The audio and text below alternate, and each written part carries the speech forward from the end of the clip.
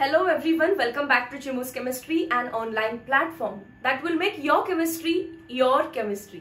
So next chapter आहे आपला आयनिक equilibria. आपल्याला फॉर्म्युला शीट बनवायचे आणि सोबत प्रीवियस इयर क्वेश्चन सॉल्व करायचे आहेत 2023 चे.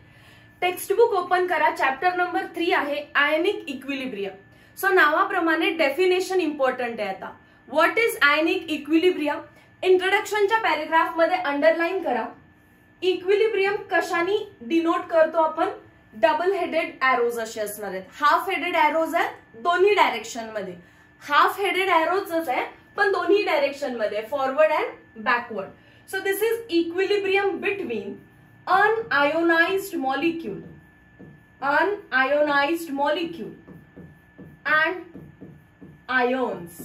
and ions. या डेफिनेशनचा क्लिअर मिनिंग तुम्हाला तेव्हा समजेल जर तुम्ही त्याचं एखादं एक्झाम्पल घेतलं.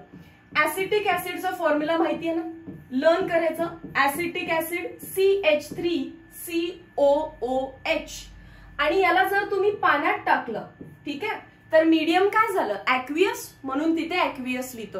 बघा, कुठल्याही सबस्टन्सला आयोनाइज करायचं असेल, कॅटायन अनायन मध्ये ब्रेक करायचं असेल तर त्याला ऍक्वियस मीडियम मध्ये पुट करायला लागतं. ऍक्वियस मीडियम मध्ये तो ब्रेक होतो त्याच्या कॅटायन आणि अनायन मध्ये. CH3COO- अनायन आहे and H+ हा त्याचा कॅटायन आहे.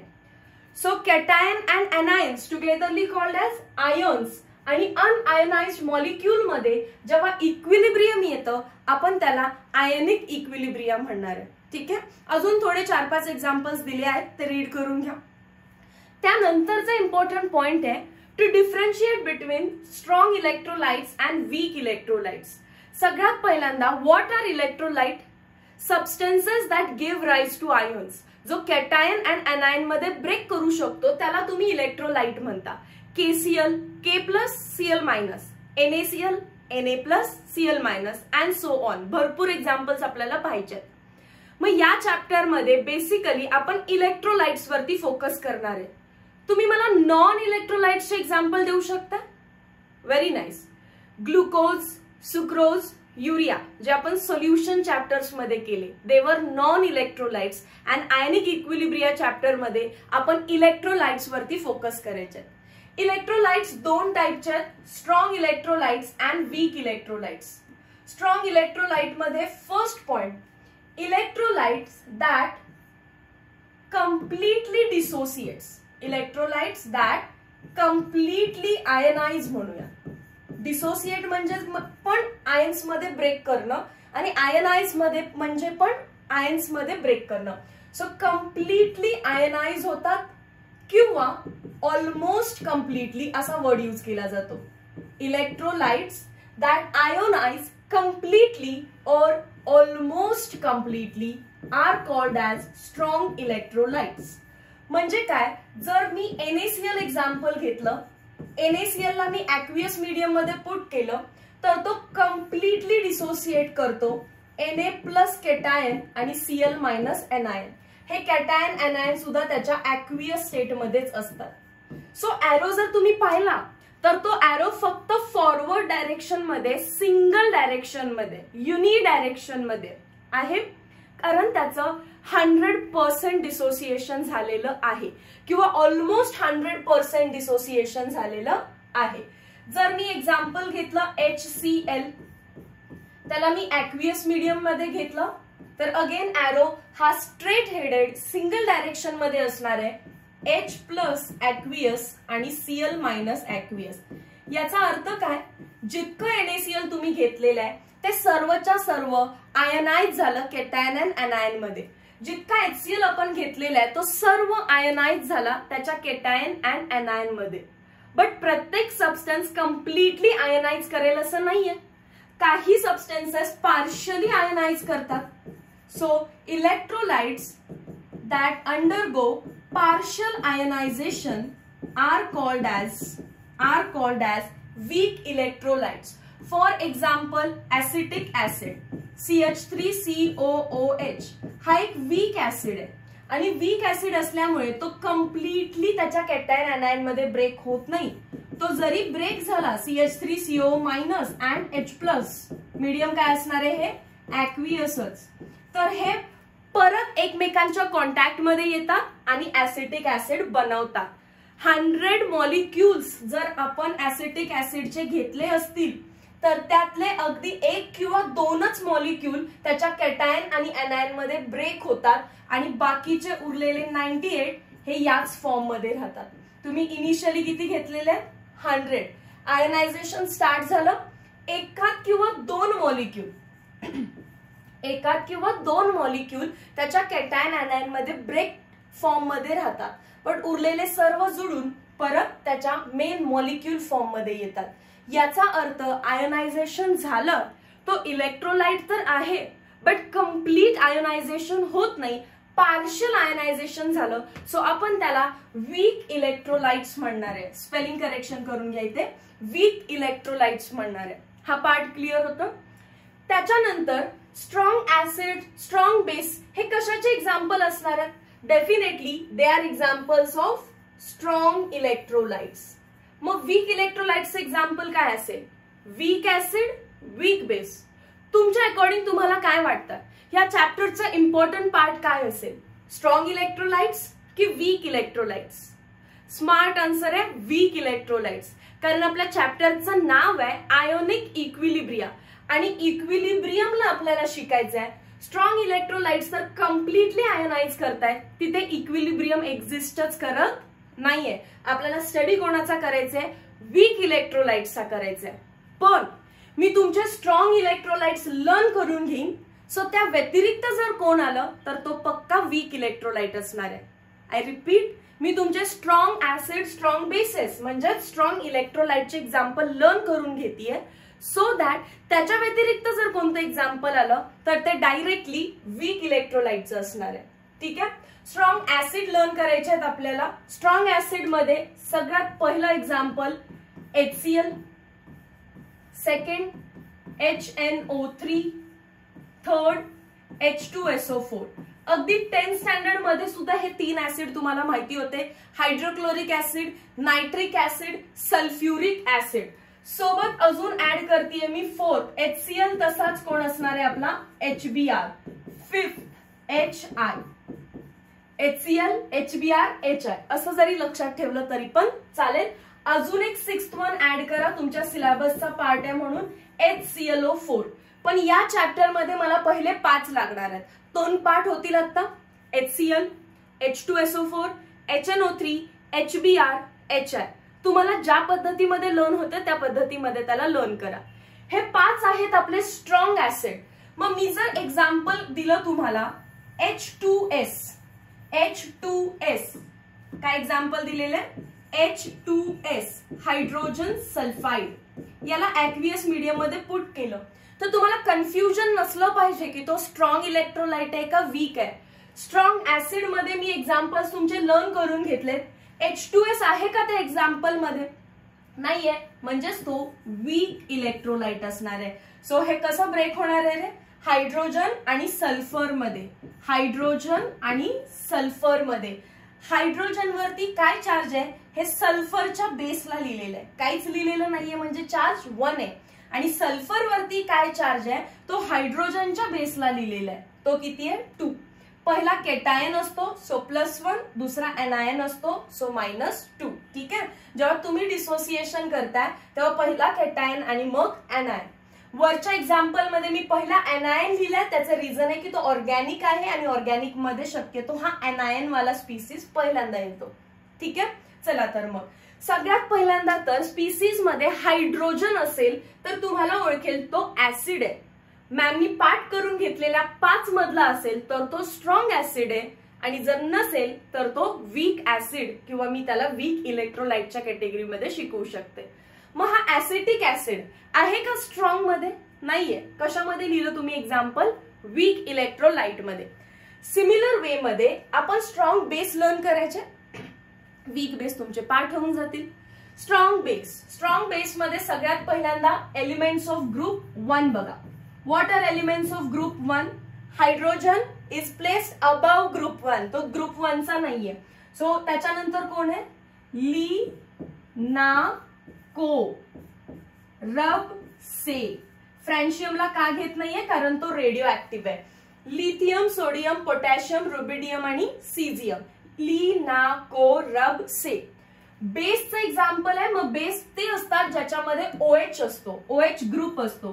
So LiOH, NaOH, KOH, RbOH आणि CSOH. हे झाले तुमचे ग्रुप 1 चे strong base.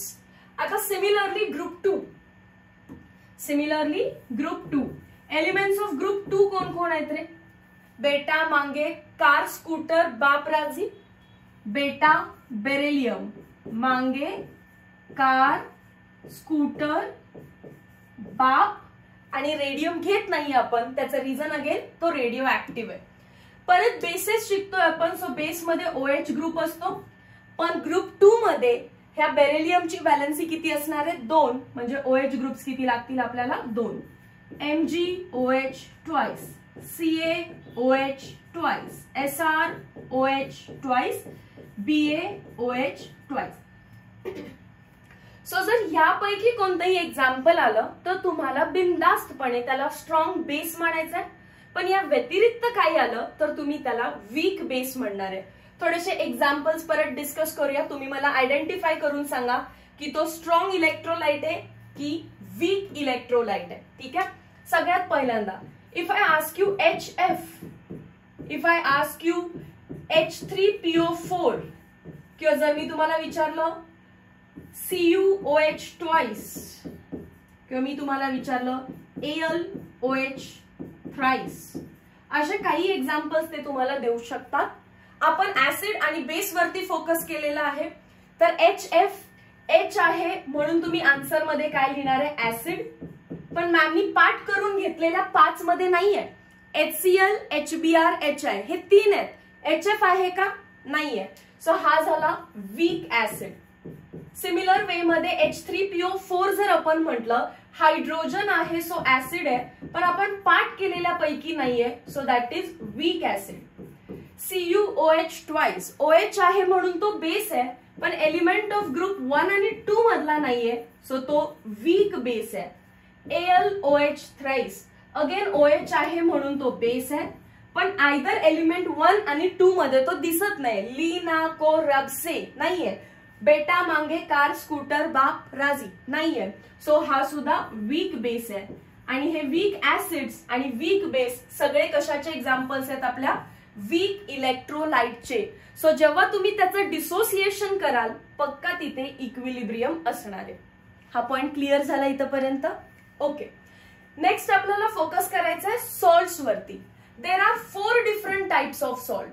Salt of strong acid plus strong base, salt of strong acid plus weak base, salt of weak acid strong base and salt of weak acid weak base. फक्त काय करून घेतलेलं आहे? 4 जे काही पॉसिबिलिटीज आहेत कॉम्बिनेशनचे ते कॉम्बिनेशन ऍड करून लिहिलेले आहेत आपण. So strong acid strong base, strong acid weak base, weak acid strong base, weak acid weak base. आणि आपल्याला आता ऍसिड बेसचे एक्झाम्पल्स तर लर्नच आहेत. आपण एक्झाम्पल स्वतः बनवूया. स्ट्रॉंग ऍसिडचं एक्झाम्पल सांगा एखादं. Ma'am HCl. स्ट्रॉंग बेसचं एक्झाम्पल सांगा. NaOH. मग या दोघांपासून बनणारा सॉल्ट कोण आहे? सॉल्ट कधी बनतो रे? Acid plus base give salt and water. मग यातून वॉटर रिमूव्ह करते मी. HOH तर वॉटर आहे.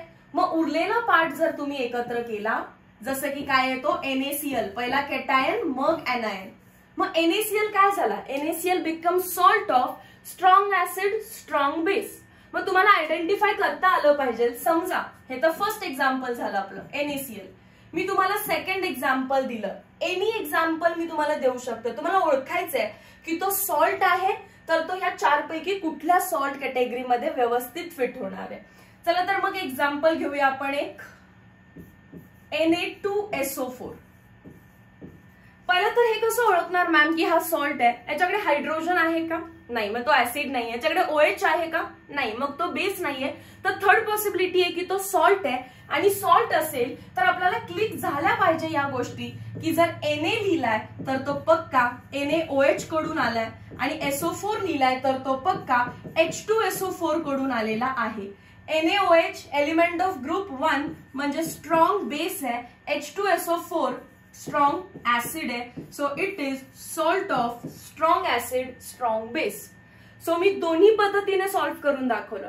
तुम्हाला जर बनवायचं असेल तर तुम्ही कुठलंही स्ट्रॉंग ऍसिड बेस पासून सॉल्ट बनवा, किंवा त्यांनी दिलेलं एक्झाम्पल असेल तर तुमचे स्ट्रॉंग ऍसिड बेस लर्नर तुम्हाला ओळखेल की जर कुठल्याही सॉल्ट मध्ये के दिसत असेल तर तो KOH कडून आलाय, NO3 दिसत असेल तर तो NO3 कडून आलेला आहे, HNO3 कडून आलेला आहे. सो किती इम्पॉर्टंट आहे बघा हे लर्न करणं. मला H2SO4 इथे पार्ट असल्यामुळे मला SO4 दिसला की मी पटकन H2SO4 लिहू शकते. चला तर मग पुढच्या सगळ्या पॉसिबिलिटीज आता बनवायच्यात आपल्याला. स्ट्रॉंग ऍसिड घ्या, HNO3 घेते आणि कोणताही वीक बेस घ्या, कोणताही वीक बेस. तुमच्यासाठी 2 वीक बेस मी तुमच्या डोक्यात फिक्स करते. एक तर आपला कोणता NH4OH तोच घेऊया का इथे, दुसरा पण लिहून देते मी. तुम्हाला जर वीक बेस सांगितलं तर तुम्ही NH4OH वरती स्टिक राहा, एकावरती स्टिक राहिलं तरी पण चालेल. NH4OH तसे भरपूर आहेत, कारण मी लिहून तर CuOH ट्वाइस पण दिलेला आणि AlOH थ्राइस पण दिलेला. एक नवीन ऍड केला जो आपल्या टेक्स्ट बुक मध्ये आहे. सो हा इम्पॉर्टंट आहे, अमोनियम हायड्रॉक्साइड. याच्यातून वॉटर रिमूव्ह करूया HOH. सो जो उरेल तो काय असणार आहे, सॉल्ट. पहिला कॅटायन, कॅटायन कोण आहे NH4+ आणि एनायन कोण आहे NO3.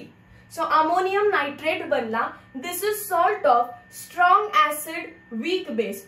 आता हा उलटा जरी दिला असता तर तुम्हाला क्लिक व्हायला पाहिजे होतं. NH4OH मधूनच येतं आणि NO3 HNO3 मधूनच येतं. ठीक आहे, चला तर मग पुढे बनवूया आता. वीक ऍसिड, कोणतं वीक ऍसिड घेऊया, कोणतंही. तुमच्यासाठी लर्न करण्यासाठी HF घ्या, तसंही H2S पण चालेल. आपण HF घेतलं आणि स्ट्रॉंग बेस कोण घेतला NaOH. वॉटर रिमूव्ह करायचं याच्यातून, हा H गेला, हा OH गेला, उरलं कोण NaF.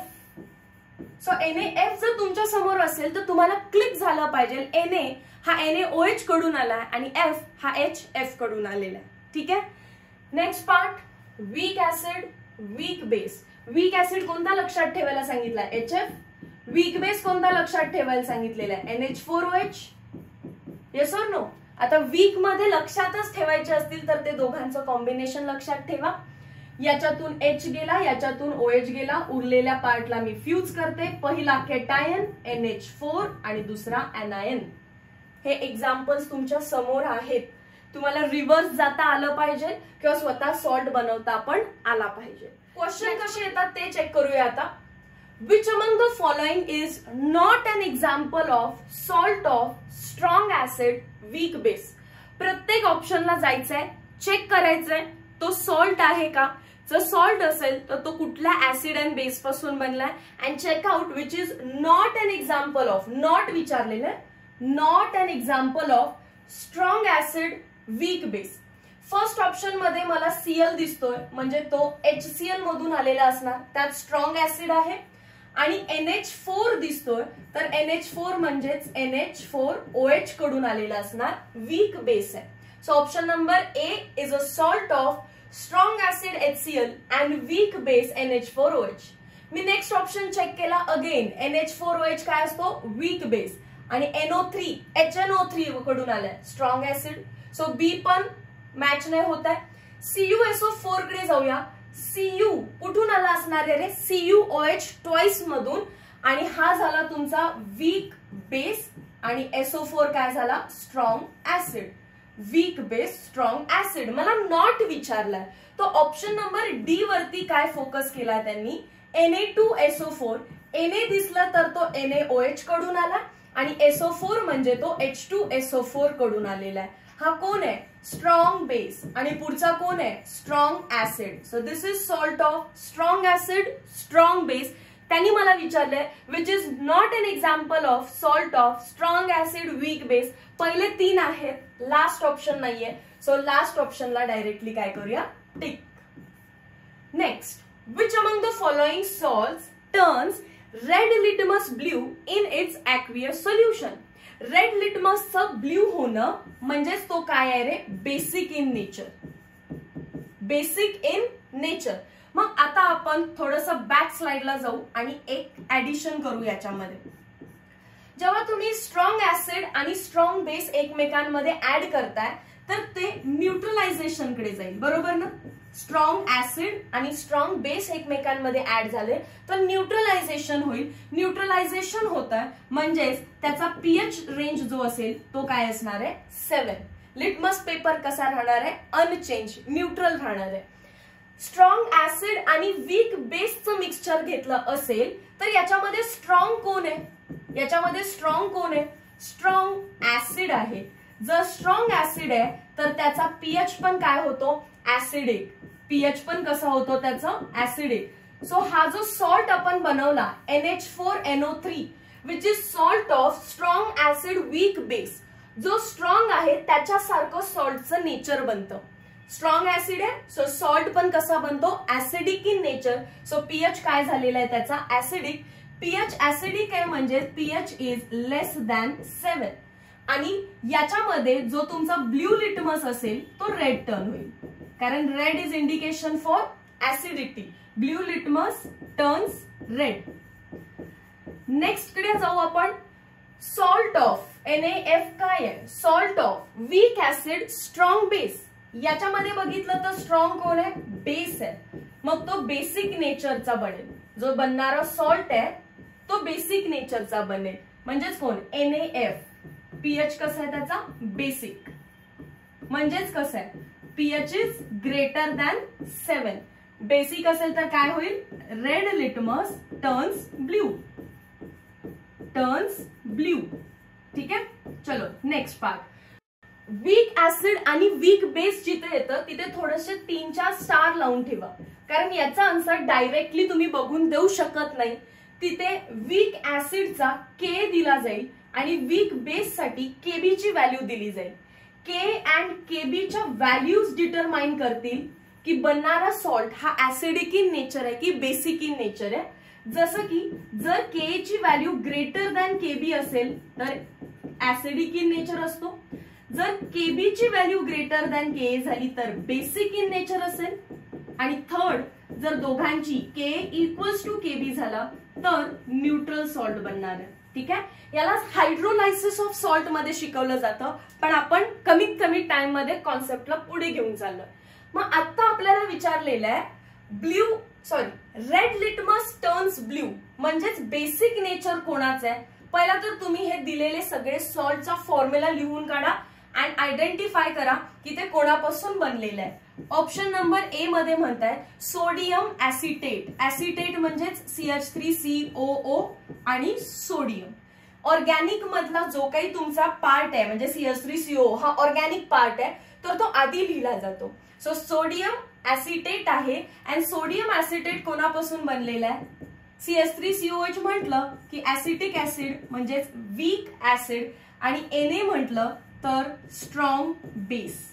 स्ट्रॉंग बेस पासून बनलाय आणि वीक ऍसिड आहे. स्ट्रॉंग बेस पासून बनलाय तर नेचर कसं असणार आहे पक्का बेसिक. सो बघा आपल्याला पहिल्याच ऑप्शनला टिक करायचंय कारण it is salt of weak acid strong base. जो स्ट्रॉंग आहे त्याच्यासारखं नेचर बनेल. सो सॉल्ट बेसिक आहे आणि आपल्याला तेच विचारलेलं. मी फक्त सेकंड ऑप्शनचं एक्सप्लेनेशन देते. कॉपर सल्फेट काय केलं असतं तुम्ही CuSO4 कॉपर सल्फेट. कॉपर कोणाकडून आलेला असणार CuOH म्हणजेच वीक बेस कडून. SO4 कोणाकडून आलेला असणार H2SO4 म्हणजे स्ट्रॉंग ऍसिड कडून. आणि जो स्ट्रॉंग आहे त्याच्यासारखं नेचर बनतं म्हणजे ऍसिडिक झाला असता आणि रेड लिटमस रेडच राहिला असता. बरोबर. जर combination strong acid strong base झालं तर दोघांची टक्कर न्यूट्रलायझेशन होईल. वीक ऍसिड वीक बेस आलं तर 3 स्टार कारण के आणि केबीच्या व्हॅल्यू वरती डिटरमाइन होईल सर्व गोष्टी. Next question. Which salt from following forms aqueous solution having pH less than 7. PH less than 7 म्हणजे आपल्याला आयडेंटिफाय करायचं आहे ऍसिडिक मीडियम किंवा acidic salt. Yes or no. PH is less than 7. मग आता CuSO4 एक्सप्लेन केलेला. Weak base strong acid, strong acid कडून आलाय म्हणजे ऍसिडिक सॉल्ट बनवेल. सो मी बाकीचे ऑप्शन न चेक करता मी आत्ताच इथे तुम्हाला एक्सप्लेन केलेला CuSO4 टिक करते. आणि दुसरा कुठलाही एखादा ऑप्शन घेऊया आपण. ऑप्शन नंबर डी घेऊया. चेक करूया की Na2CO3 नेमकं कोणता सॉल्ट आहे. Na म्हटलं तर क्लिक होईल ना NaOH, आणि CO3 कोण आहे मॅम. मग आता मला सांगा, हा बेस आहे तर पुढचा पार्ट पक्का कोण असणार आहे. ऍसिड. आपण पार्ट केलेल्या 5 ऍसिड मध्ये कुठे CO3 आहे का. नाहीये. म्हणजेच तो कोण असणार आहे, कुठला तरी वीक ऍसिड आहे. H2CO3 येतो, carbonic acid H2CO3. So NaOH तर स्ट्रॉंग बेस आहे आणि तो वीक ऍसिड आहे. मग जो स्ट्रॉंग आहे त्याच्या सारखं नेचर बनतं बेसिक. मला काय विचारलेलं आहे त्यांनी, pH <7 म्हणजे ऍसिडिक. एक्झाम्पल काय टिक करायचंय, CuSO4. समजतात. सो पहिल्या 2 स्लाइड अतिशय इम्पॉर्टंट आहेत. साधे साधे क्वेश्चन आहेत. आपल्याला वाटतं की त्याच्या मागे काही फार सायन्स आहे का, तर त्याच्या पाठीमागे थोडंसं लर्निंग आहे फक्त, की तुम्हाला आयडेंटिफाय करता आलं पाहिजे कोणता सॉल्ट आहे. नेक्स्ट फॉर्म्युला शीट मध्ये बनवा तुमचा first formula, degree of dissociation alpha. Degree of dissociation अल्फाचा फॉर्म्युला काय आहे, number of moles of electrolytes dissociated. Dissociated म्हणजेच ionised. Number of moles of electrolytes dissociated upon नेमकं किती मोल्स डिसोसिएट झाले divided by total number of moles of electrolyte. Total number of moles of electrolyte म्हणजे तुम्ही 100 moles घेतले असतील समजा, पण त्यातले किती आयनाइज झाले, 2 झाले, तर 2/100. टोटल किती घेतलेत आणि त्यातले किती डिसोसिएट झालेत किंवा किती आयनाइज झालेत. मी एक एक्झाम्पल पण तर घेतलेलं ऍसिटिक ऍसिडचं. टोटल मी भले 100 मॉलिक्युल्स घेतले, पण डिसोसिएट किती झाले, फक्त 2. सो इथे काय आलं असतं, 2/100. ठीक आहे. मग जर तुम्हाला विचारलं असेल डिग्री ऑफ डिसोसिएशन, तर अल्फा विचारतात, करेक्ट फॉर्म्युला हा आहे. पण जर त्यांनी विचारलं पर्सेंट अल्फा, तर तुमच्या आलेल्या आन्सरला मल्टिप्लाइड बाय 100 करायला विसरू नका. अल्फा डिग्री ऑफ डिसोसिएशन फ्रॅक्शनची व्हॅल्यू आहे ही. ठीक आहे. पण जर पर्सेंट डिसोसिएशन म्हटले, यालाच काय लिहून दिलं जातं, पर्सेंट डिसोसिएशन. तर बऱ्यापैकी मुलं याला मल्टिप्लाय करायचं विसरतात आणि न मल्टिप्लाय करता येणारा ऑप्शन पण खाली ABCD मध्ये असतो. सो चेक करा, डिग्री ऑफ डिसोसिएशन विचारलेलं आहे की पर्सेंट डिसोसिएशन विचारलेलं आहे. पर्सेंट डिसोसिएशन विचारलं तर फॉर्म्युलाला जस्ट मल्टिप्लाइड बाय 100. नेक्स्ट काय आहे, नेक्स्ट व्हेरी इम्पॉर्टंट फॉर्म्युला आहे. व्हेरी इम्पॉर्टंट फॉर्म्युला आहे. आपल्याला न्यूमेरिकल्स पण बघायचे आहेत. जर तुम्हाला कधी कॉन्सन्ट्रेशन विचारलं असेल H+चं, आणि आता माहिती पण असेल की H+ लाच आपण काय म्हणतो, H3O+ पण म्हणत असतो. ठीक आहे. सो H+चं कॉन्सन्ट्रेशन विचारू देत किंवा H3O+चं कॉन्सन्ट्रेशन विचारू देत, त्याचा फॉर्म्युला असतो C-अल्फा. लर्न करा याला. मग मॅम कधी OH- कॉन्सन्ट्रेशन विचारलं तरी देखील फॉर्म्युला असतो C*अल्फा. तुम्हाला C देतात, अल्फा देतात आणि कॉन्सन्ट्रेशन ऑफ OH- विचारतात. कॅल्क्युलेशन पण सिंपल आहे, मल्टिप्लिकेशन पण सिंपल आहे, पण फॉर्म्युलाच पार्ट नाहीये. कसं सॉल्व्ह करणार आहे आपण. So degree of dissociation based वरती 2 फॉर्म्युला आहेत. अल्फाचा formula number of moles of electrolyte dissociated upon total number of moles of electrolyte. Percent alpha विचारलं असेल तर मल्टिप्लाइड बाय 100. आणि कॉन्सन्ट्रेशन काढायचं तुम्हाला H+चं किंवा OH-चं, तर that will be equal to C*अल्फा. क्वेश्चन्स पाहूया. What is concentration of H3O+ ion in mole per liter? Concentration आहे, मोल पर लिटर मध्येच असणार आहे, ऑफ 0.001 मोलार. हे काय दिलेलं आहे तुम्हाला, कॉन्सन्ट्रेशन दिलेलं आहे. ठीक आहे. C दिलेलं आहे. कोणाचं, ऍसिटिक ऍसिडचं, म्हणजेच याला आपण मानूया सोल्युशनचं. ठीक आहे. अल्फा दिलेला आहे 0.134. या क्वेश्चनला बघताना पहिल्यांदा काय फाइंड आउट करायला लागलं, H3O+. मग क्वेश्चन मध्ये जेव्हा तुम्हाला कळतं की कॉन्सन्ट्रेशन ऑफ H3O+ विचारलंय तर क्लिक होईल का की मॅमच्या व्हिडिओ लेक्चर मध्ये हा फॉर्म्युला आपण पाहिलेला आहे. Concentration of H3O+ is equals to C into alpha. C म्हणजे पण कॉन्सन्ट्रेशनच आहे, पण ते कॉन्सन्ट्रेशन सोल्युशनचं आहे, आपल्या ऍसिटिक ऍसिडचं आहे आणि त्यांनी मला कॉन्सन्ट्रेशन H3O+ विचारलेलं आहे. So acetic acid is 0.001. Can I write it 10⁻³ आणि अल्फा किती दिलेला आहे बघा 0.134. ऑप्शन मध्ये जर बघायला गेला तर 1.34 म्हणजे डेसिमल शिफ्ट करायचंय तुम्हाला. 1.34 केलं तर 10⁻⁻, अजून एक -1 म्हणजेच -4 होईल. कॉन्सन्ट्रेशन आहे तर युनिट काय असणार आहे मोल पर लिटर. काहीच कॅल्क्युलेशन केलं नाही, फक्त एक डेसिमल इकडे शिफ्ट केला. मग इतका इझी क्वेश्चन मॅम सीईटी मध्ये येतो का? क्वेश्चन इझी आहे. जर तुम्ही थरो टेक्स्टबुक रिडिंग केलं नसेल तर असे साधे सुधे क्वेश्चन आपल्याकडून मिस होऊन जातात. ठीक आहे, बघा नेक्स्ट क्वेश्चन. आता तुम्हाला जमायला लागेल हे सर्व. What is value of concentration of H3O+? आता क्लिक व्हायला लागतील बिकॉज प्रॅक्टिसने गोष्टी क्लिक होणार आहेत. Of 0.1 molar acetic acid. या ऍसिटिक ऍसिडच्या जागी कदाचित ते आपल्याला सोल्युशन पण लिहून देतील किंवा दुसरं कुठलं तर ऍसिडचं नाव लिहितील. आपल्याला त्याच्याशी काही संबंध नाहीये. जेव्हा आपल्याला 0.1 मोलार म्हणतायत म्हणजेच त्यांनी आपल्याला कॉन्सन्ट्रेशन दिलेलं आहे. If degree of dissociation is म्हणजेच काय दिलेलं आहे अल्फा इज इक्वल्स टू दिलेलं आहे 1.3 into 10⁻². So concentration of H3O+ is equals to C into alpha. C ची व्हॅल्यू दिलेली आहे 0.1 म्हणजे 10⁻⁻1 आणि अल्फा दिलेला आहे 1.3 into 10⁻². Again no calculations. 1.3 into 10⁻³ फक्त पॉवर मधले कॅल्क्युलेशन्स केलेत आणि तुम्ही बघू शकता हे प्रिव्हियस इयर क्वेश्चन्स आहेत 2023 चे. सो क्वेश्चन फार इझी होते. नेक्स्ट क्वेश्चन या कॉन्सेप्ट वरती. Find concentration of OH- ion if a mono acidic base. मुलं याच्यात कन्फ्युज होतात ना, what is this mono acidic base. Mono acidic base एवढं वाचायची गरज नाहीये, तुम्ही फक्त काय वाचायचं बेस. बेस असेल तर त्याच्यामध्ये काय असतो OH- आणि त्या OH- मला विचारलेलं आहे कॉन्सन्ट्रेशन. कॉन्सन्ट्रेशन ऑफ OH- चा पण फॉर्म्युला काय आहे C इंटू अल्फा. पुढे बघा मॅम मोनो ऍसिडिक लिहिण्यापाठीमागे काय हेतू असतो तर कोणताही बेसचं रिप्रेझेंटेशन मी लिहू शकते BOH. याच्यामध्ये किती OH आहेत रे?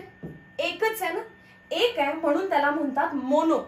आणि बेसची ऍसिडिटी फाइंड केली जाते आणि ऍसिडची बेसिसिटी. हा असं उलट असतं. ऍसिडची बेसिसिटी आणि बेसची ऍसिडिटी. सो मला जर बेस बद्दल बोलायचं आहे तर बेसमध्ये किती OH आहेत ते त्याची ऍसिडिटी डिफाइन करतील. इथे OH एकच घ्यायचंय आपल्याला कारण त्यांनी सांगितलंय मोनो. जर त्यांनी डाय ऍसिडिक लिहिलं असतं तर मी OH किती घेतले असते 2. सो OH किती आहेत हे सांगतात. आपल्या सिलेबस मध्ये मोस्टली तुम्हाला मोनो ऍसिडिक बेस आणि मोनो बेसिक ऍसिडचं स्टडी आहे. ठीक आहे, जर कुठे काही चेंज आला तर मी आहे तुम्हाला पुढे सांगायला. कॉन्सन्ट्रेशन किती दिलेलं आहे 0.04 मोलार लिहिलं का बघा सोल्युशन. सो जेव्हा तुमच्या कॉन्सन्ट्रेशनच्या समोर काही दुसरा वर्ड असेल किंवा सोल्युशन असेल तर पक्का तो कोण आहे C आहे. ठीक आहे, आणि 3% आयोनाइज म्हणजे पर्सेंट अल्फाची व्हॅल्यू दिलेली आहे 3%. ठीक आहे, लिहून घेऊया चला सर्व पाठा. कॉन्सन्ट्रेशन किती दिलेलं आहे 0.04 म्हणजेच मी असं लिहू शकते का रे 4 इंटू 10⁻². आणि अल्फाची व्हॅल्यू किती आहे?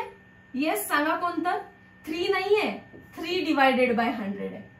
3 नाहीये, 3 डिवायडेड बाय 100 आहे कारण 3% लिहिलंय. 3% म्हणजे काय 3/100. ज्याला कोणाला डिवायडेड बाय 100 लिहायचं नाहीये तो त्याला वरती शिफ्ट करून काय लिहिल 3 इंटू 10⁻². करेक्ट आहे की नाही? सॉल्व्ह करा. 4 3 12 इंटू 10⁻⁻4. जरा ऑप्शन्स बघून घेऊया. 1.2 मध्ये लिहिलेलं आहे. सो 1.2 इंटू 10⁻, डेसिमल आत शिफ्ट केलेलं आहे. सो पॉवर झाली इकडे -3 मोल per litre. Option number D correct match होतो. कॅल्क्युलेशन डिफिकल्ट आहेत का? नाहीये. काय माहिती पाहिजे होतं? फॉर्म्युला माहिती पाहिजे होता. कॉन्सन्ट्रेशन ऑफ H3O+ असू दे किंवा OH- असू दे, C इंटू अल्फाने तुम्हाला फाइंड आउट करायचंय. नेक्स्ट कॉन्सेप्टकडे जाऊया, ऍसिड बेस थेरीज. तुम्ही टेक्स्ट बुक रीड केलं असेल तर तुम्हाला माहिती आहे टेक्स्ट बुक मध्ये 3 थेरीज आहेत, अरेनियस थेरी, ब्रॉन्स्टेड-लॉरी थेरी आणि Lewis theory. According to Arrhenius theory acids काय आहेत मी कम्प्लिटली लिहिणार नाहीये कारण तुमच्या समोर टेक्स्ट बुक आहे, तुम्ही अंडरलाईन करा, मी सांगते. What are acids? Species that give rise to H+ ions in aqueous medium. म्हणजे असा सबस्टन्स की जो पाण्यात टाकल्यानंतर H+ आयन्स देणार आहे. सो मी फक्त काय लिहिणार आहे? H+ ions. पाण्यात टाकल्यानंतर हा पण इम्पॉर्टंट वर्ड आहे, म्हणजेच मीडियम कोणतं आहे? In aqueous medium. H+ ions in aqueous medium. Example, HCl ला जर मी पाण्यात टाकलं तर कसा ब्रेक होईल? तो H+Cl-. जो H+ देतो तो ऍसिड आहे. किंवा ऍसिटिक ऍसिड घ्या, CH3COOH, याला ब्रेक केलाय आपण, CH3CO- अँड H+. पाण्यात टाकल्यावरती जो H+ देतो त्याला अरेनियसनी ऍसिड म्हणून सांगितलं. आणि आपले ऍसिड्स आता लर्न आहेत. स्ट्रॉंग ऍसिड सांगा, HCl, H2SO4, HNO3, HBr, HI, HClO4. होतं की नाही? मग त्यात स्ट्रॉंगच सांगा असं नाहीये, वीक पण सांगू शकताय, H2S, HF एक्सेट्रा. सो ज्या स्पीसीज कडे हायड्रोजन आहे आणि पाण्यात टाकल्यानंतर ते H+ देतात त्यांनाच ऍसिड म्हणायचं आहे. अमोनिया जर मी घेतलं, अमोनिया NH3, ड्रॉबॅक मध्ये टाकते मी याला. कोणतं एक्झाम्पल घेतीये? NH3. हायड्रोजन आहे ना याच्याकडे, मग हा काय ऍसिड आहे का? नाही. अमोनियाला तुम्ही पाण्यात टाकल्यानंतर तो H+ आयन्स मध्ये ब्रेक होत नाही, त्यामुळे अमोनिया ऍसिड नाहीये, अमोनिया बेस आहे. अँड ऍक्च्युअल मध्ये अरेनियसना हे सांगताच आलं नाही की याच्याकडे हायड्रोजन आहे बट हा ऍसिड नाहीये, तो काय आहे? बेस आहे. याचा एक्सप्लेनेशन करेक्टली अरेनियस देऊ शकले नाही. ड्रॉबॅक कोणता होता? तर एक होता NH3 आणि दुसरा आहे Na2CO3, सोडियम कार्बोनेट. यांचं नेचर कसं आहे? त्यांचं नेचर आहे बेसिक. त्यांचं नेचर कसं आहे? बेसिक इन नेचर आहे. पण यांचं बेसिक नेचर अरेनियस एक्सप्लेन करू शकले नाही. According to Arrhenius, what are bases? Species that give rise to OH- ions in aqueous medium. असे सबस्टन्सेस की जे पाण्यात टाकल्यानंतर OH- आयन्स देतात. जसं की आपण लिहिलेले सर्व ग्रुप 1 आणि ग्रुप 2 चे हायड्रॉक्साइड्स. एक्झाम्पल, मी लिहिलं समजा AlOH थ्राइस. भले तो स्ट्रॉंग बेस असू दे किंवा वीक बेस असू दे, हा वीक आहे ना, ते मॅटर करत नाही. पण पाण्यात गेल्यावर तो थोडे तरी OH- आयन्स देत असेल तर त्याला अरेनियस नुसार काय म्हणायचं आपल्याला? Basic in nature. समजा आपण लिहिलं CuOH ट्वाइस किंवा आपण लिहिलं NaOH. असे सबस्टन्स की ज्याच्यामध्ये OH दिसतो त्या सगळ्यांना आपण काय म्हणणार आहे? Arrhenius basis. पण अमोनिया आणि Na2CO3 बेसिक इन नेचर आहे. मग त्यांच्याकडे काय पाहिजे होतं? OH group. पण OH ग्रुप तर यांच्याकडे नाहीये. मग अकॉर्डिंग टू अरेनियस या दोन सबस्टन्सला ते एक्सप्लेन करू शकले नाही. सो हा बनला त्यांचा ड्रॉबॅक. लक्षात राहील हा part? Okay. Next important word जो हायलाइट करते तो आहे ॲक्वियस मीडियम. या वर्ड वरती पण MCQ विचारला जातो. ठीक आहे, चलो next. Lowry Bronsted theory. Lowry Bronsted थिअरीने काय केलं? आता हे जे ॲक्वियस मीडियम होतं ना, की पाण्यात टाकल्यानंतरच आपण सांगू शकतो ऍसिड आहे की बेस आहे, त्या कॉन्सेप्टला थोडंसं रफ केलं. कुठल्याही सॉल्व्हंट मध्ये, कोणत्याही सॉल्व्हंट मध्ये तुम्ही सबस्टन्स ऍसिडिक आहे की बेसिक आहे हे सांगू शकता. अशी थेरी कोणती आहे? ब्रॉन्स्टेड-लॉरी थिअरी किंवा Lowry Bronsted theory, also called as proton transfer theory. Proton transfer theory. Proton transfer theory. आता चेक करा, या प्रोटॉन ट्रान्सफर थिअरी मध्ये प्रोटॉन म्हणजे कोण आहे? तर प्रोटॉन म्हणजे H+ आहे. प्रोटॉन म्हणजे कोण आहे? H+ आहे. पण या H+ ची थोडी कहाणी सांगते मी तुम्हाला. This H+ is called as bare ion. ठीक आहे, हा आयन असा आहे की जो कधीही एकटं राहायला त्याला आवडत नाहीये. म्हणजे H+ बनला रे बनला, तो पाण्यासोबत लगेच फ्रेंडशिप करतो आणि काय बनवतो? H3O+. ठीक आहे, आणि ही प्रोसेस अगेन इक्विलिब्रियम मध्ये राहते. म्हणजे बॅकवर्ड फॉरवर्ड पॉसिबल आहे. सो H प्लस ज्याला आपण प्रोटॉन म्हणतो तो कधीही एकतर राहण्याची टेंडन्सी ठेवत नाही. It immediately gets combined with water to form H3O plus. याला काय म्हणतात असं विचारू शकतात तुम्हाला. This is called as hydronium ion. MCQ important, mark करा. सो फार सिंपल वर्ड्स मध्ये डेफिनेशन दिली लॉरी ब्रॉन्स्टेड थेरीने. ते म्हटले species that donate H plus are called as acids and species that accept H plus are called as bases. No matter ते H plus कोणाला देतात, ऍक्विस मीडियमलाच द्यायला पाहिजे हे एवढंसं नॅरो कॉन्सेप्ट नाही ठेवली त्यांनी. कोणताही सबस्टन्स H प्लस देऊ दे, कोणालाही देऊ दे, कुठल्याही मीडियम मध्ये देऊ दे. If it is donating H plus then it is acid and if it is accepting H plus then it is base.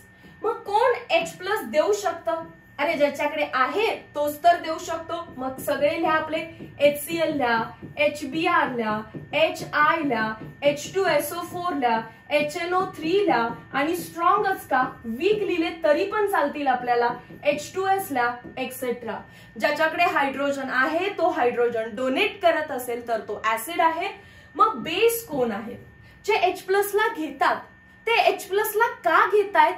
कारण का त्यांच्याकडे H प्लस ला घेण्याची टेंडन्सी का आहे? बिकॉज त्यांच्याकडे लोन पेअर असते. काय असते त्यांच्याकडे? Lone pair NH3. हे माहितीये ना तुम्हाला. नायट्रोजनच्या डोक्यावरती काय असते? एक लोन पेअर. लोन पेअर म्हणजे काय? इलेक्ट्रॉन. आणि ह्या H वर चार्ज कुठला आहे? प्लस. इलेक्ट्रॉन या प्लसला अट्रॅक्ट करू शकतो ना. So that is Y species की ज्यांच्याकडे H आहे पक्का ऍसिड आणि स्पीसीज ज्यांच्याकडे लोन पेअर आहे ते पक्का बेस. मग कोणावरती लोन पेअर आहे? अमोनियावरती आहे, NH3 वरती आहे. त्याचाच भाऊ कोण असणार आहे?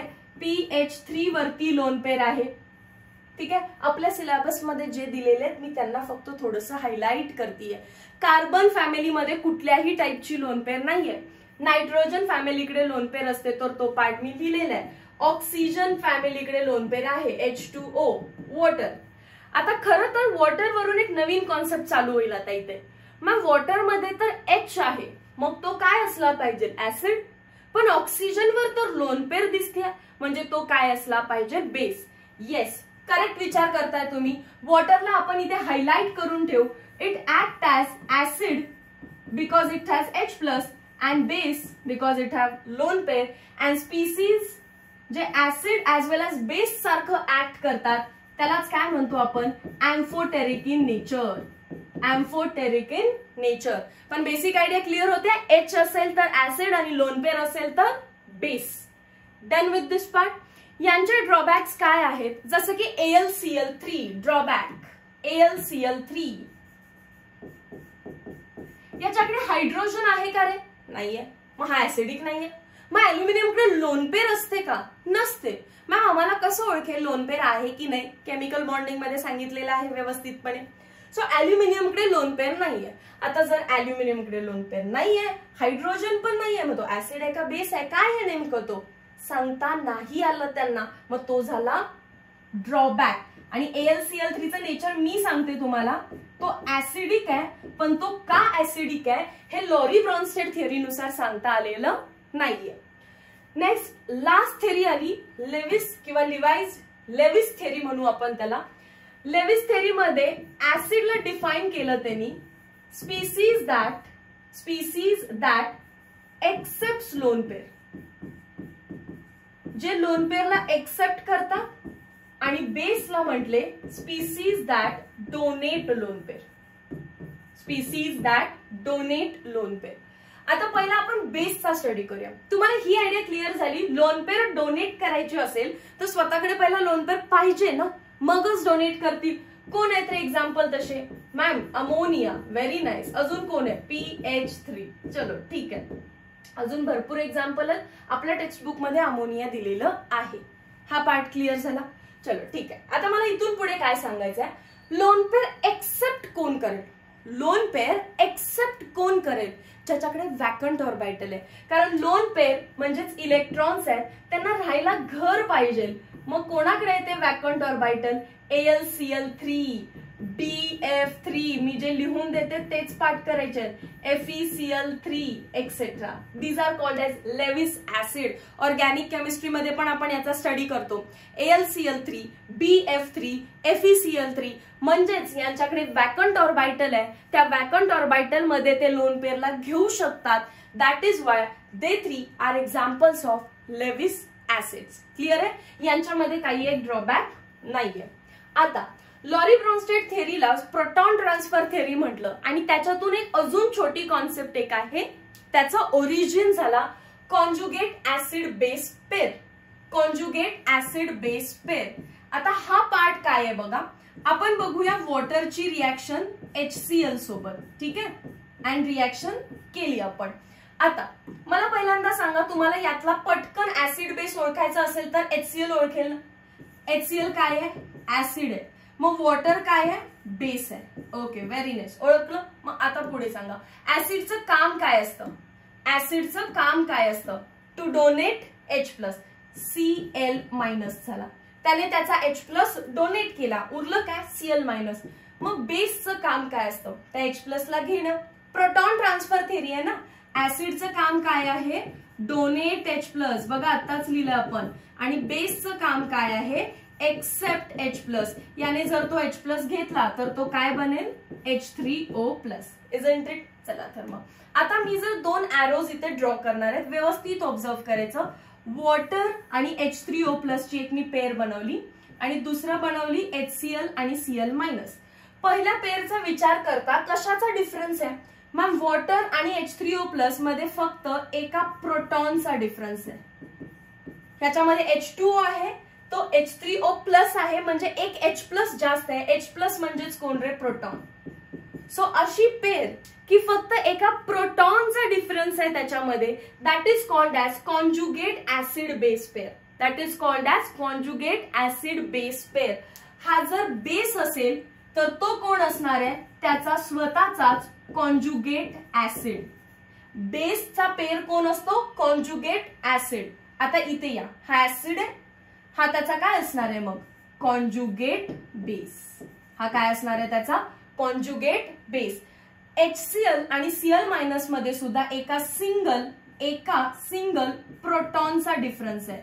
अशी पेअर की जे एका सिंगल प्रोटॉन मध्ये डिफर करत असेल तर it is called as conjugate acid base pair.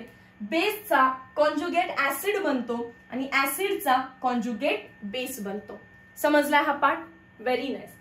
बघा तिथे, which of the following substance is not defined as acid and base respectively according to Arrhenius theory.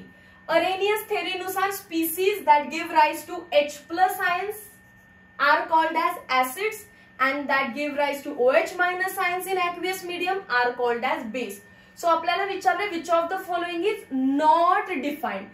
First option तर Arrhenius theory ला follow करतो.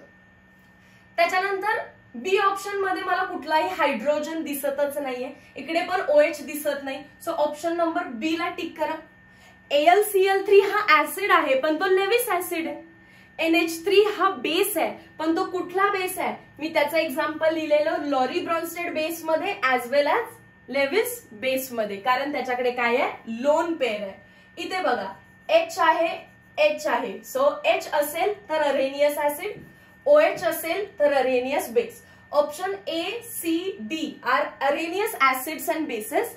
So एक option जो follow करत नाहीये तो ऑप्शन नंबर बी होता. Identify base 2 for following equation according to Lowry Bronsted theory. Lowry Bronsted theory is also called as proton transfer theory. Proton transfer होत असताना एक छोटी कॉन्सेप्ट आली, त्याचं नाव काय होतं? Conjugate acid base. आता ही तीच रिॲक्शन आहे ऍक्च्युली. HCl, वॉटर, H3O+ आणि Cl-. काय आयडेंटिफाय करायला सांगितलेलं आपल्याला? बेस 2. कसं सॉल्व्ह करायचंय बघा या पार्टला. तर याच रिॲक्शनला मी परत खाली कॉपी डाऊन करते, जसं त्यांनी लिहिलंय तसंच. HCl पहिला लिहिलेलं आहे त्यांनी, देन वॉटर लिहिलेलं आहे. इक्विलिब्रियम मध्ये आपल्याला भेटतं H3O+ आणि Cl-. सगळ्यात पहिल्यांदा त्यांनी लिहिलं त्या प्रकारे रिॲक्शनला स्टडी करायचंय. आपल्याला दिसतो HCl. जर HCl दिसत असेल तर मी त्याला लिहिणार ऍसिड 1. हा तुमचा पहिला ऍसिड आहे. ऍसिडने त्याचं काम केलं, म्हणजेच काय केलं ऍसिडने, H+ ला डोनेट केलं, तर इथे काय भेटेल मला, बेस 1. पहिला बेस तो दिसला ना तुम्हाला, व्हेरी नाईस. त्याच्यानंतर मला इकडे जो पार्ट दिसतोय हा ऍसिड आहे, तर हा काय असणार आहे, बेस असणार आहे. हा ऍसिड 1 आहे ना, ऍसिड 1 होता, मग ऍसिडचं काम काय, टू डोनेट H+. पहिला त्याला त्याचं काम करू दे, त्याचा कॉन्जुगेट बेस बनेल, तो पहिला बेस तुम्हाला दिसला. नेक्स्ट विचार केला, हा ऍसिड आहे तर हा बेस असणार आहे, पण बेस 1 तिथे, तर हा काय झाला, बेस 2. बेस 2 ला त्याचं काम करू दे. बेस 2 काय करणार आहे, एक्सेप्ट H+, एक्सेप्ट H+ केलं आणि बनला H3O+, जो की काय असेल, ऍसिड. तो असेल ऍसिड 2. समजतं का? इकडे तुम्ही ऍसिड लिहिलं, 1 लिहिलं, कारण पहिला जो दिसेल तो 1 असेल, ऍसिड 1, तर त्याचा बेस 1 तिकडे दिसणार आहे आणि मग पुढचा पार्ट तुम्ही लिहू शकता. मला बेस 2 विचारलेला, बेस 2 म्हणजे मला कोणाला टिक करायला लागेल, वॉटरला. क्लिअर झाला हा पार्ट? थोडस नोट करा. भरपूर वेळा मुलं हे कन्फ्युज होतात, इथे लिहितात ऍसिड 1, इथे लिहितात बेस 1. असं आहे का? हे नाही. ऍसिड 1 पासून बनणारा तिकडचा बेस 1 असेल. हा ऍसिड आहे तर हा बेस, पण बेस 1 तिकडे झालाय, मग हा काय असणार, बेस 2 आणि उरलेला ऍसिड 2. क्विकली नोट करता या पार्टला. मोस्ट इम्पॉर्टंट तर आपण इथे समराइज केलेल्या गोष्टी आहेत, याला नोट करा. Few more questions. According to Bronsted Lowry theory, म्हणजेच proton transfer theory, identify base in the following reaction. आपल्याला बेस ओळखायचा. चला, सगळ्यात पहिल्यांदा तर ज्याच्याकडे H आहे तोच तर H+ डोनेट करेल. याच्याकडे H आहे तर तो H डोनेट करेल, म्हणजे मला याला काय घ्यावं लागेल, ऍसिड. जर हा ऍसिड असेल तर त्याच्या सोबत येणारा कोण असणार आहे, बेस. Isn't it? इकडे या, ज्याच्यात H आहे तो काय असणार आहे, ऍसिड, आणि दुसरा कोण असणार आहे मग त्याचा बेस. आता मला इथे ऍसिड 1, बेस 1, ऍसिड 2, बेस 2 लिहायची गरज नाही, कारण मला त्यांनी ते विचारलेलंच नाहीये. मला फक्त विचारलंय की कोण कोण बेस आहेत. तुम्हाला समजलं मी बेस कसं फाइंड केलं? ज्याच्यात H आहे तो H डोनेट करेल. H आहे तर त्याला ऍसिड लिहिलं, इकडे हा ऍसिड आहे, इथे हा ऍसिड लिहिला, उरलेले base. So ClO4- and CO3-2 हे बेसेस झाले. Next question, identify species that act as acid 2. कोणासारखं काम करतात, acid 2, according to Lowry Bronsted theory. आता परत एकदा सेम रिएक्शन आहे, सो आपण पाठीमागे जाऊया. ऍसिड 2 कोण आहे बघा, H3O+ आहे, सो डायरेक्टली H3O+ ला टिक करा. सेम रिएक्शन आहे, सो मी रिपीट एक्सप्लेनेशन देत नाहीये. जाऊया नेक्स्ट पार्ट कडे. Do you know, textbook reading फार इम्पॉर्टंट आहे. Hydrochloric acid HCl is present in gastric juice secreted by our stomach and essential for digestion of food. 10th स्टँडर्डचं basic knowledge आहे. Use your brain. All Bronsted bases are also Lewis bases. बघा proof केलं आपण हे. All Bronsted bases, कारण Bronsted base कडे पण lone pair असणार आहे. आर लेविस बेसेस, कारण लेविस बेसेस कडे पण लोन पेर आहे. म्हणून तर एक्झाम्पल आपण सेम लिहिलेले. आणि वॉटरचं नेचर कसं आहे, एम्फोटेरिक नेचर आहे. बघा व्यवस्थित, all Bronsted bases are Lewis bases, पण ऍसिड साठी हे वाक्य करेक्ट नाहीये. ठीक आहे, चलो रीड करूया काय म्हटले ते. All Bronsted bases are Lewis bases, but all Bronsted acids are not Lewis acids. ठीक आहे, ऍसिड साठी हे वाक्य करेक्ट नाहीये. एक्सप्लेन आपण ऑलरेडी केलेलं आहे. Amphoteric nature, water act as acid as well as base, याचं पण एक्सप्लेनेशन दिलेलं आहे. Such behavior is known as amphoteric nature, already discussed. Water act as acid, हे MCQ विचारलेलं आहे. Towards ammonia, अमोनिया स्वतः काय आहे, बेस. सो त्यावेळी वॉटर काय ऍक्ट करेल, ऍसिड. अमोनिया स्वतः बेस आहे, सो वॉटर ऍसिड सारखा ऍक्ट करेल. आणि HCl स्वतः ऍसिड आहे, तर त्यावेळी वॉटर बेस सारखं काम करेल. समजतंय का हा पार्ट? समजतोय का? HCl सोबत पाणी काय ऍक्ट करेल, HCl स्वतः काय आहे, ऍसिड, मग पाणी बेस. अमोनिया सोबत वॉटर काय बिहेव करेल, अमोनिया स्वतः काय बेस, मग वॉटर काय ऍक्ट करेल, ऍसिड. ठीक आहे, यालाच आपण एम्फोटेरिक इन नेचर असं एक्सप्लेन करतो. पुढे next part, dissociation constant of weak acid and weak bases हे ऑलरेडी डिस्कस्ड आहे की आपण वीक ऍसिड अँड वीक बेसचा स्टडी करायचा आहे, कारण तिथे इक्विलिब्रियम आहे. ऑस्टवर्ड डायल्युशन लॉ तुम्ही डेरिव्हेशन केलेला आहे. सगळ्यात पहिल्यांदा आपण लिहूया फॉर वीक ऍसिड्स. वीक ऍसिडला जनरली ना ते HA नी रिप्रेझेंट करतात आणि त्याची जी स्ट्रेंथ आहे त्या वीक ऍसिडची काहीतरी स्ट्रेंथ असेल ती K ने रिप्रेझेंट केली जाते. Dissociation constant of weak acid सुद्धा म्हटलं जातं त्याला. Dissociation constant of weak acid K is equals to formula alpha square C. Either या फॉर्म मध्ये लिहितात किंवा alpha is equals to √K/C या फॉर्म मध्ये पण चालेल. जसं ऍसिड साठी रिप्रेझेंटेशन आहे, सिमिलरली आपण वीक बेसचा पण अभ्यास करतो अँड वीक बेस हा BOH नी रिप्रेझेंट केला जाईल. ठीक आहे. सो किती OH आहेत? एक OH आहे, म्हणजे तो काय आहे? Mono acidic base. तसंच याच्यामध्ये किती H आहेत? एक H आहे, मग तो झाला मोनो बेसिक ऍसिड. जर K ऍसिडची स्ट्रेंथ सांगतं तर KB बेसची स्ट्रेंथ सांगतं. KB चा फॉर्म्युला पण तोच आहे alpha square C or alpha is equals to √KB/C. Formula बदललेला नाहीये, फक्त ऍसिड साठी K आणि बेस साठी KB फाइंड केला जातो. ठीक आहे. Question. What is concentration of H+ in 0.1 molar solution of BaOH twice. Student हळूहळू हे तर क्लिक व्हायला लागतं की कॉन्सन्ट्रेशन ऑफ H+ साठी आपण फॉर्म्युला लर्न केलेला आहे C इंटू अल्फा. आपल्याला C पण दिलेलं आहे. C किती दिलेलं आहे बघा? 0.1 मोलार. मोलार आहे म्हणजेच तर कॉन्सन्ट्रेशन आहे आणि पुढे सोल्युशन म्हटलेलं आहे आणि मॅमनी सांगितलंय सोल्युशन असं आलं तर पक्का ते काय? C आहे. आता याच्यानंतर मी अल्फा शोधतेय तर मला अल्फा तर भेटत नाही, म्हणजे ऍट वन ग्लान्स आपल्याला समजतं की या फॉर्म्युलाने आपलं सॉल्व्हेशन होणार नाही, आपण सॉल्व्ह करू शकणार नाहीये.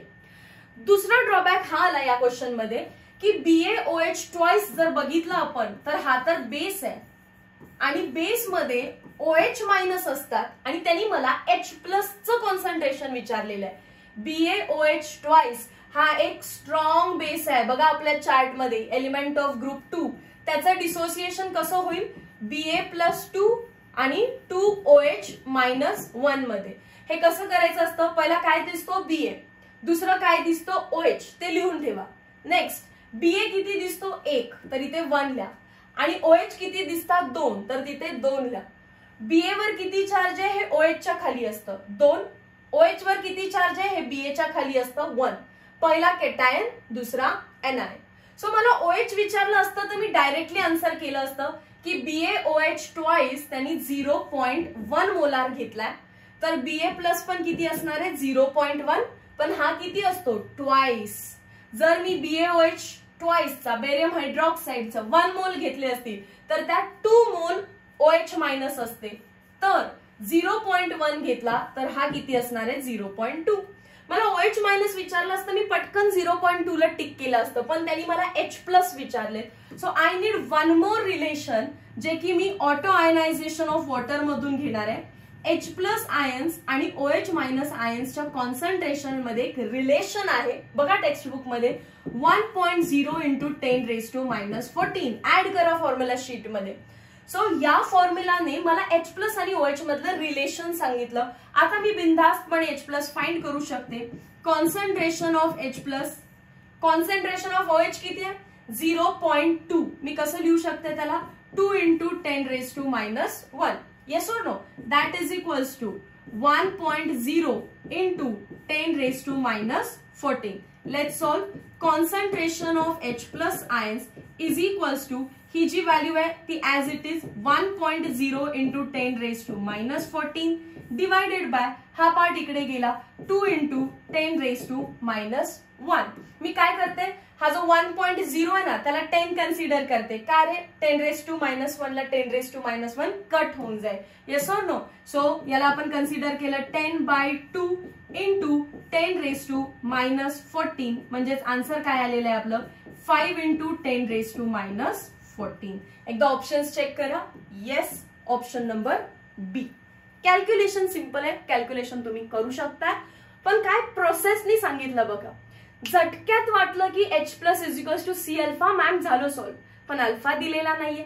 मग काय विचारलंय आपल्याला? H प्लस विचारलाय पण दिलाय सॉल्ट, दिलाय बेस विच इज BaOH. मग OH चं कॉन्सन्ट्रेशन फाइंड केलं आणि H प्लस सोबत त्याचं रिलेशन बघितलं. फॉर्म्युला शीट मध्ये ऍड करा ऑटो आयोनायझेशन ऑफ वॉटर म्हणून. क्लिअर आहे? Simple and important question. Next, acetic acid dissociated to 1.20%. पक्का पर्सेंट मध्ये दिलेला आहे, म्हणजेच अल्फा दिलेला आहे 1.20%. तुम्ही असं न लिहिता लिहायचं 1.20 डिवायडेड बाय 100. ज्याला असं नाही लिहायचंय तो लिहू शकतो 1.2 into 10⁻². In its 0.01 molar solution. Ma'am हे बघता आता आम्हाला लगेच कळतं की कॉन्सन्ट्रेशन आहे 0.01 मोलार सोल्युशन म्हणजेच 10⁻² molar. What is the value of dissociation constant? Dissociation constant, constant म्हटलं तर के. स्टडी ऍसिटिक ऍसिडचं चालू आहे म्हणजे Ka, ऍसिड साठी K is equals to formula काय आहे? Alpha square C. अल्फाचा स्क्वेअर करायचा आपल्याला 1.2 इंटू 10⁻² चं स्क्वेअर इंटू कॉन्सन्ट्रेशन 10⁻² आहे. हे किती येणार आहे? 1.44, कारण 12 चा स्क्वेअर 144, डेसिमल्स दिले व्यवस्थित, इंटू 10⁻⁻4 इंटू 10⁻². चेक करा option. 1.44 into 10⁻⁻6. 1.44 into 10⁻⁻6. Option number C. Question simple आहे. गिवन डेटा बघायचा आणि फॉर्म्युला पाठ पाहिजे. आणि कधी असं हटके क्वेश्चन आला तर लॉजिक माहिती पाहिजे आणि तुम्हाला सगळे लॉजिक आपल्या व्हिडिओ लेक्चर्स मधून क्लिअर होते. नेक्स्ट क्वेश्चन आहे weak acid HX has dissociation constant Ka. जेव्हा कॉन्स्टंट म्हणतायत ना तेव्हा K लिहून घ्यायचा. मग विचार करायचा ऍसिड आहे की बेस आहे. ऍसिड आहे तर Ka लिहिलं. किती दिली आहे व्हॅल्यू त्याची? 1 into 10⁻⁵. Calculate percentage dissociation. Percentage dissociation म्हणजे अल्फा फाइंड करायचंय question mark. In its 0.1 molar solution. Ma'am जेव्हा आम्हाला मोलार आणि सोल्युशन दिसतं आम्ही पक्का काय लिहितो? C इज इक्वल्स टू 0.1 म्हणजेच 10⁻⁻1. चला आपल्याला फॉर्म्युला पण पाठ आहे आता. Ka is equals to alpha square C. Alpha square find करायचंय. K किती आहे? 10⁻⁵. अल्फा स्क्वेअर माहित करून घ्यायचंय. C आहे 10⁻⁻1. या साईडला आणलं तो झाला 10⁻⁻1 डिवाइड मध्ये गेलो वरती +1 ना -4. So alpha square is equals to 10⁻⁻4. Directly आपण सॉल्व्ह करूया. Alpha is equals to 10⁻². 0.01 जर ऑप्शन मध्ये शोधायला गेला तर आहे का? नाहीये. का? कारण त्यांनी मला पर्सेंटेज डिसोसिएशन विचारलेलं आहे. म्हणजेच काय रे? आलेल्या आन्सरला मल्टिप्लाय बाय 100 करायचंय तुम्हाला. That is nothing but 1%. Option number काय टिक करायचंय? डी. यावर्षी तरी ऑप्शन इझी केलेत पण जे आधीचे ऑप्शन होते त्याच्यामध्ये कसं होतं? 1.0, 0.1, 0.01. मग आपलं तर आन्सर 0.01 आलेला ऍक्च्युअल मध्ये आधी आणि ऑप्शन मध्ये दिसलं की आपण टिक पण केलं असतं. They are not asking me degree of dissociation, they are asking me percent dissociation. Percent आलं की मल्टिप्लाय बाय 100. आन्सर किती आलेला आहे? 1%. Next question, what is degree of dissociation? आता मला अल्फा विचारलाय. Of 0.045 molar monobasic acid. आता ह्याच्यामध्ये मॅम सोल्युशन हा शब्द आलेला नाहीये पण जेव्हा ते असं मोलार म्हणतायत आम्हाला क्लिक झालं पाहिजे की ते काय दिलेलं आहे? कॉन्सन्ट्रेशन दिलेलं आहे 0.045 molar. Also written as 45 into 10⁻³ molar. If dissociation constant, constant म्हटलं तर के आणि मग चेक करायचं की तो ऍसिड आहे की बेस आहे. जर तो ऍसिड असेल तर मला काय लिहावं लागेल? Ka is equals to 1.8 into 10⁻⁵.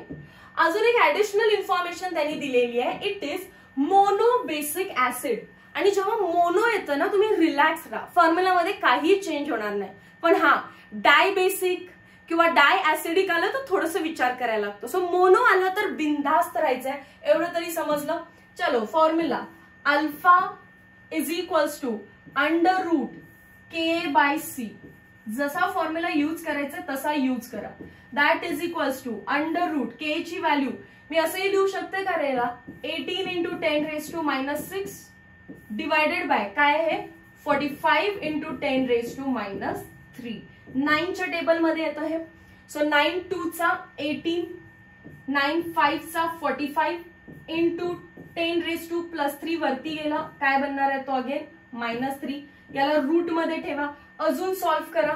Under route 0.54 चा 20 येणार आहे, येस ऑर नो, इंटू 10⁻³ अजून सॉल्व्ह करा. 4 × 10⁻, डेसिमल शिफ्ट -4. आणि जर तुम्हाला अंडर रूट नको असेल तर तुम्ही त्याला स्क्वेअर रूट करताय, किती येणार आहे 2 × 10⁻². आन्सर मी या बाजूला लिहिलं आहे. Alpha is 2 × 10⁻². ऑप्शन बघितले तर 2 4 2 4 म्हणजे तुम्हाला पॉवर मध्ये चेक करायचं होतं. सो कॅल्क्युलेशन्स आय होप समजले तुम्हाला व्यवस्थितपणे.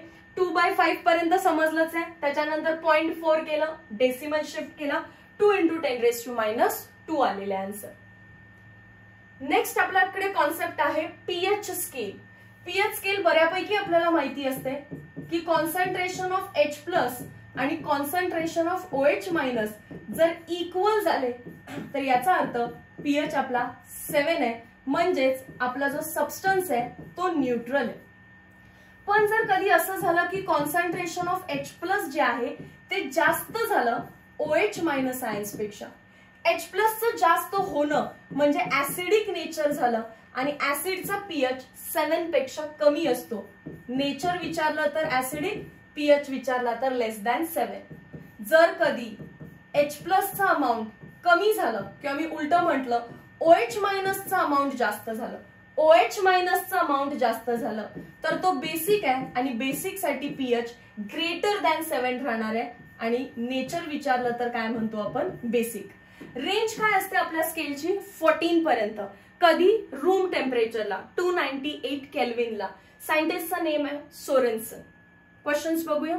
येस, पहिले हा पार्ट नोट करून घ्या. What is pH of solution containing 2.2 × 10⁻6 molar hydrogen ions. आता मोलार नंतरचा वर्ड हायड्रोजन आयन्स आहे, याचाच अर्थ हायड्रोजन आयन्स म्हणजे H+ दिलेला आहे. बघा किती मायन्यूट ऑब्झर्वेशन आहे. या आधी जेव्हा जेव्हा मोलार लिहिलंय त्याच्या पाठीमागे काहीतरी सोल्युशन हा शब्द यायचा, नाहीतर ऍसिटिक ऍसिड, असं पूर्ण ते सोल्युशन कशाच आहे हे कम्प्लिटली लिहून द्यायचे. पण आता पर्टिक्युलरली काय म्हटलंय हायड्रोजन आयन्स. सो 2.2 × 10⁻6 मी लिहून घेतलं. आणि पीएच चा फॉर्म्युला काय आहे, चला पीएच चा फॉर्म्युला शीट मध्ये ऍड करा.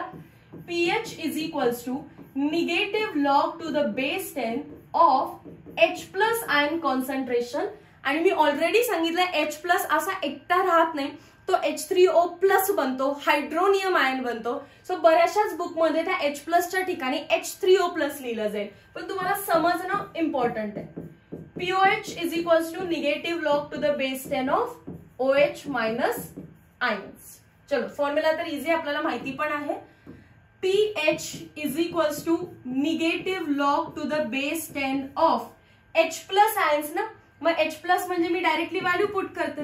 मग मुलांना वाटतं की मॅम आपल्याला लॉग टेबल नाहीये तर हे कसं सॉल्व्ह करता येईल. आता बघा negative sign as it is ब्रॅकेटच्या बाहेर, लॉग सेपरेटली आतमध्ये जाईल तर बनेल log 2.2.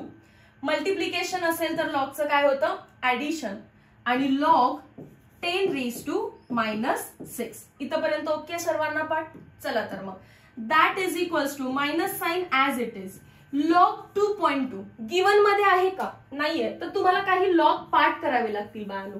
जसं की log 2 ची व्हॅल्यू आहे 0.3010, log 3 ची व्हॅल्यू आहे 0.4771. हे लॉग लर्न आहे, ऍटलीस्ट तुम्हाला लॉग लर्न पाहिजेत फ्रॉम 1 to 9, कारण 10चा लॉग तर 1 आहे. ठीक आहे. आता त्यामध्ये पण प्राईम नंबर्सचे लर्न करा, कारण log 9 लर्न करायची गरज नाहीये. मी त्याला 3 स्क्वेअर करू शकते. 2 इंटू log 3, 2 इंटू log 3 आहे 0.4771. सो 2, 3, 5, 7 हे 4 लॉग तुम्हाला लर्न पाहिजेत. 2 चा लॉग आहे 0.3010, 3 चा लॉग आहे 0.4771 आणि मला 2.2 चा विचारलाय, म्हणजे त्यांच्या मधली कोणतीही व्हॅल्यू मला घ्यायची आहे. मी जर विचार केला पॉइंट इथं एक्झॅक्टली मध्ये कोण असणार आहे रे, log 2.5, log 2.5 आणि log 2.5 हा जवळपास 0.39 वगैरे काहीतरी आहे, मला एक्झॅक्टली आठवत नाहीये. पण मी बेसिक एवढंच विचार करते की log 3.47 आहे, 47 आहे, पण मी त्याच्या आधीचा नंबर म्हणजे 0.4 तरी घेऊ शकते ना. का? कारण 0.47 आणि 0.4 मध्ये लार्ज डिफरन्स आहे. तसं लॉग टेबल मध्ये बघायला गेलात तर मला 0.3 पेक्षा मोठा आणि 0.47 पेक्षा कमी नंबर घ्यायचा होता, तर आपण कोणता नंबर घेऊन चाललोय, 0.4. ठीक आहे, अप्रॉक्सिमेशन मेथडनी चालू आहे. सो 0.4 प्लस log 10⁻⁻6 हे तर सगळ्यांना माहिती आहे, -6 समोर येतो, हा पार्ट झाला. 6 मायनस 0.4 करा, कारण बाहेर तशी मायनसची साइन आहे. सो -0.4 प्लस 6 होणार आहे ते. 6 मधून 0.4 गेलं, आन्सर काय आलं 5.6. Option number 5.66. Okay, no issues, तिथपर्यंत तरी पोहोचलो आपण. समजतं? चलो, सो तुम्ही जेव्हा लॉग लर्न कराल ना 2 पासून कुठेपर्यंत जायचंय तुम्हाला 9 पर्यंत, आणि थोडंसं लॉग बुक ऑब्झर्व करायचं आपल्याला की बाबा 2 चं लर्न झालं, 3 चं लर्न झालं, तर 2.5 चा किती आहे, 3.5 चा किती आहे, थोडंसं ऑब्झर्वेशन कराल. आपण एक व्हिडिओ लेक्चर त्याच्यावरती घेऊ, लॉग ऑब्झर्वेशन वरती, तर तुम्हाला हा पार्ट क्लिअर होऊन जाईल. नेक्स्ट या कॅल्क्युलेट अगेन पीएच विचारलेला आहे of 0.01 molar strong dibasic acid. हा, फॉर्म्युला मध्ये थोडंसं चेंज येणार आहे, डायबेसिक ऍसिड. आता आपल्याला डायबेसिक ऍसिडचा अर्थ काय आहे, acids are generally represented as HA, पण डायबेसिक ऍसिड म्हणजे त्याच्याकडे काय आहे, 2 H आहेत. जेव्हा याचं आपण डिसोसिएशन करू, स्ट्रॉंग म्हटले, सो सिंगल डायरेक्शन मध्ये 2H प्लस आणि काय भेटेल आपल्याला A मायनस. समजलं? मला ते जेव्हा सांगतायत की 0.01 मोलार तुम्ही ऍसिड घेतलेला आहे, तर याचा अर्थ ते H2A ची व्हॅल्यू देत आहेत. 0.01 ला मी 10⁻⁻2 लिहिते. त्यांनी ऍसिड किती घेतलेलं आहे, 10⁻⁻2. मग त्यात H प्लस किती असणार आहेत रे, 2 इंटू 10⁻⁻2. हा पार्ट त्यांनी एका वाक्यात सांगायचा प्रयत्न केला. समजतंय का बघा, calculate pH, ignore. 0.01 molar strong acid, मग स्ट्रॉंग ऍसिड स्ट्रॉंग सोल्युशन सारखं झालं ना ते. त्यांनी सी दिला. सी म्हणजे काय, तुमच्या ऍसिडचं कॉन्सन्ट्रेशन. H प्लसचं नाही, H प्लसचं देतात तेव्हा क्लिअर लिहून देतात. मग याचा अर्थ ऍसिड जे 10⁻⁻2 आहे, तर H प्लस किती असणार आहे, डिपेंड राहतं त्याच्यामध्ये किती H आहेत. डायबेसिक म्हणजे 2, तर मला 2 इंटू 10⁻⁻2 करायला लागलं. आता पीएच फाइंड करा. PH is equals to negative log to the base 10 of H plus ion concentration. H plus किती आहे, 2 इंटू 10⁻⁻2. सेम मेथडनी सॉल्व्ह करा. मायनसची साइन बाहेर, काय होणार आहे आतमध्ये, log 2 प्लस log 10⁻⁻2. सॉल्व्ह करा. मायनसची साइन बाहेर, log 2 आता आपल्याला पार्ट आहे 0.3010 आणि 10⁻⁻2 म्हणजेच काय होणार आहे तो पुढे येऊन -2. 2 मायनस 0.3010 येतो. सो दॅट विल बी 1.7 च्या अराउंड आन्सर आहे. 1.7. Option number D. Option number D. Done. Next part, calculate concentration of H plus ion. Concentration of H plus ion find करायचं आहे in a solution of POH11. POH11 असेल तर pH किती असेल, add करा formula sheet मध्ये. अजून एक formula, pH plus pOH is equals to 14, कारण रेंज कुठेपर्यंत आहे आपली, 14 पर्यंत. सो जर POH11 असेल तर पीएच किती असणार आहे रे, 14 मायनस 11 इजंट इट, म्हणजेच किती आला, 3.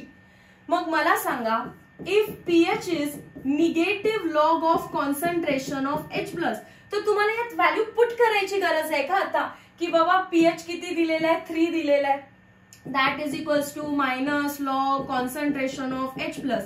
कॉन्सन्ट्रेशन ऑफ H प्लस विचारलाय, आधी निगेटिव्हची साइन इकडे आली, काय बनलं -3 is equals to log of concentration of H plus.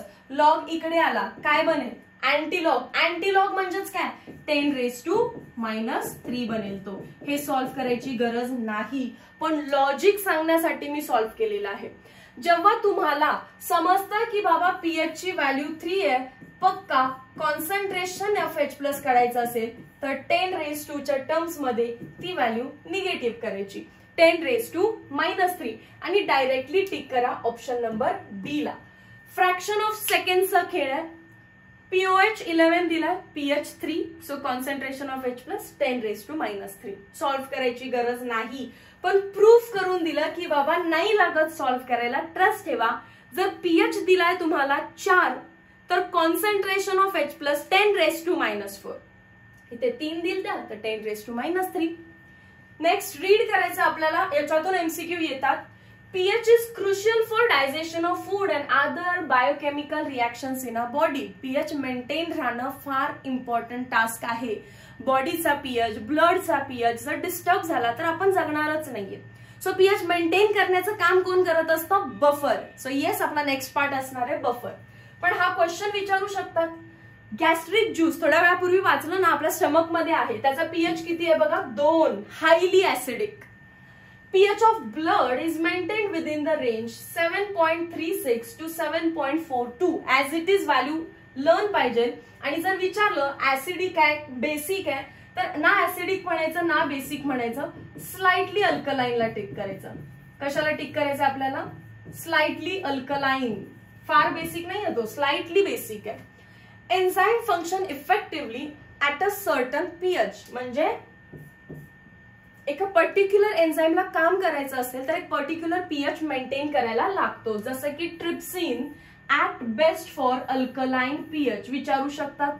Trypsin प्रोटीनच्या digestion मधला एन्झाईम आहे, तर कोणत्या pH ला तो वर्क करेल, ऍसिडिक, बेसिक की न्यूट्रल. बेसिक. बेसिक म्हणजेच काय आपला अल्कलाईन. टेक्स्टबुक मध्ये अंडरलाईन करा या पार्टला क्विकली. सो नेक्स्ट पार्ट जो आहे तो असतो बफर. बफरचे 2 टाइप आहेत, ऍसिडिक, बेसिक. बफर वरती पण भरपूर सारे क्वेश्चन सॉल्व्ह करता येतात आपल्याला. बफरच्या ऍप्लिकेशन्स वरती हे हायलाइटेड सर्व एमसीक्यूज आहेत. हायड्रोलायसिसची कॉन्सेप्ट आहे जी की ऑलरेडी आपण केलेली आहे. Solubility product and molar solubility, याच्या कन्व्हर्जन्स मध्ये सुद्धा भरपूर सारे क्वेश्चन्स येतात. चॅप्टरचा एंड होता होता आपल्याला येतो common ion effect, condition of precipitation and last common ion effect. आणि हा जो पार्ट आहे बफर पासून कॉमन आयन इफेक्ट पर्यंत हा आपण नेक्स्ट पार्ट मध्ये रेकॉर्ड करतो, कारण लेक्चर थोडंसं लेंदी होतं. खरं तर हेडिंग जो थंबनेल आहे तो फक्त फॉर्म्युला शीट आणि PYQ 2023 आहे, पण मी फॉर्म्युले लर्न केले, मीच येऊन लिहितीये, तर त्याचं तुम्हाला बेनिफिट नाही होणार. सो आपण फॉर्म्युला लिहितो आणि लगेच ऍप्लिकेशन करतो, सो दॅट फॉर्म्युलाची प्रॅक्टिस झाली तर फॉर्म्युला लक्षात राहणार आहे. जर तुम्हाला हे लेक्चर्स आवडत असतील तर please do share with your friends. याच्यामध्ये कॉम्पिटिशनचा पार्ट आहे आय नो, पण तुम्हाला शेअर हे लेक्चर करावं लागेल माझ्यासाठी, अँड मोर नंबर ऑफ क्राऊडला आपल्या चॅनल पर्यंत पोहोचण्यासाठी हेल्प करा. Meet you in next video lecture, ज्याच्यामध्ये आपण आयनिक इक्विलिब्रियम चॅप्टरला एंड करून नेक्स्ट चॅप्टरचे थोडेसे डिटेलिंग बघू. Okay, thank you so much.